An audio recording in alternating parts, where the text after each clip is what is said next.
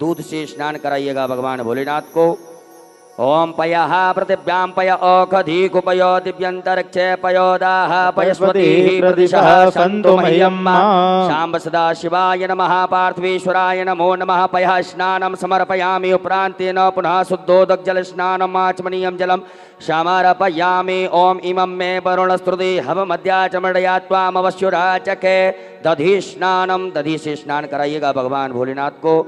ओम दधिक्रावणो वकार कंज सुरभिनो मुखाकर्प्रणायुंकितारिकत। सांब सदा शिवाय नमः पार्थिवेश्वराय नमः। दधि स्नानं समर्पयामि पुनः शुद्धोदकजल स्नानं समर्पयामि नमः।